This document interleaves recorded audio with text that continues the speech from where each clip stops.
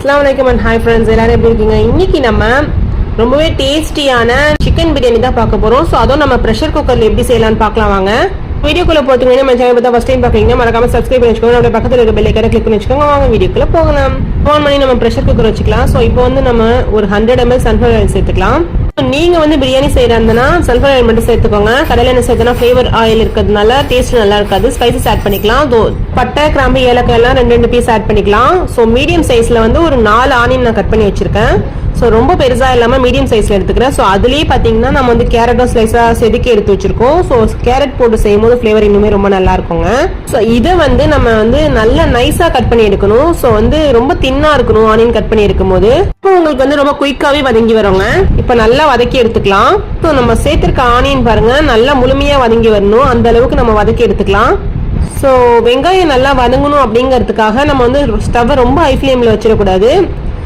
High ஃப்ளேம்ல வைக்காம medium ஹைல வச்சு cook பண்ணி எடுத்துக்கலாம். ஸோ பாருங்க இந்த மாதிரி கம்மியான குவான்டிட்டி ஆயினும் நல்லா வதங்கி வரணும். ஸோ அப்பதான் பிரியாணியோட டேஸ்ட் என்ஹான்ஸ் பண்ணி கொடுக்கும். ஸோ பாருங்க இந்த அளவுக்கு வதங்கி இருக்கணும். இந்த மாதிரி நல்லா வதங்கினதுக்கு அப்புறம் பாத்தீங்கன்னா நம்ம தக்காளி சேர்த்துக்கலாம். தக்காளி வந்து மீடியம் சைஸ்ல ஒரு 3 தக்காளி நான் சேர்த்திருக்கேன், கட் பண்ணி வச்சிருக்கேன்.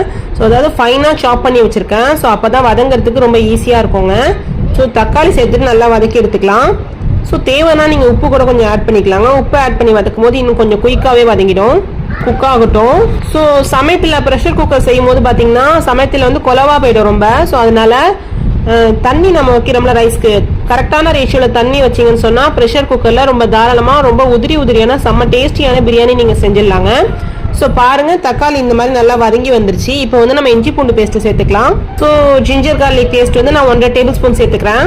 நம்ம இன்னைக்கு வந்து சிக்கனோட குவான்டிட்டி கொஞ்சம் அதிகமாக தான் சேர்க்குறோம். ஸோ அதனால கொஞ்சம் அதிகமாகவே தாராளமாக சேர்த்துக்கலாம். ஸோ அப்போ வந்து ஸ்மெல் இருக்காது.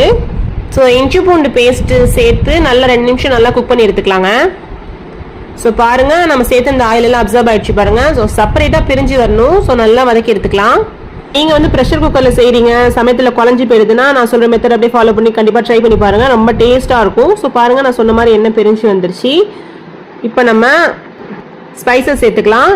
நான் வந்து இங்க வீட்டில் ரெடி பண்ண பிரியாணி மசாலா நான் வச்சிருக்கேன். ஸோ ரெடி பண்ணி எடுத்து ஆல்ரெடி ரெடி பண்ணி வச்சிருக்கேன். ஸோ என்னென்ன ஸ்பைசஸ் சேர்த்துருக்கேன்னு நான் வந்து கேப்ஷன்ல கொடுக்குறேன். ஆல்ரெடி நம்ம வந்து பிளெண்ட் பண்ணி எடுத்து வச்சிருக்கோம். ஸோ இதுலேருந்து பார்த்தீங்கன்னா நான் வந்து 1 டேபிள் ஸ்பூன் ஃபுல்லாகவே நான் சேர்த்துக்கிறேன். ஆக்சுவலி நீங்க வந்து பிரியாணி மசாலாவோட ரெசிபி இன்னும் பார்க்கலன்னா நான் மேலே வந்து ஐகார்டில் கொடுக்குறேன், கண்டிப்பாக செக் பண்ணி பாருங்க. டேபிள் ஸ்பூனால சேர்த்தீங்கன்னா 1 டேபிள் ஸ்பூன் ஃபுல்லாக சேர்த்துக்கோங்க. நான் டீஸ்பூனால ஒரு 2 டீஸ்பூன் சேர்த்துக்கிறேன். இது கூடயே பார்த்தீங்கன்னா மிளகாத்தூள் சேர்த்துக்கிறேன். மிளகாத்தூள் வந்து ஒரு 1.5 டீஸ்பூன் சேர்த்துக்கிறேன். ஏன்னா நம்ம வந்து குவான்டிட்டி கொஞ்சம் கம்மியாக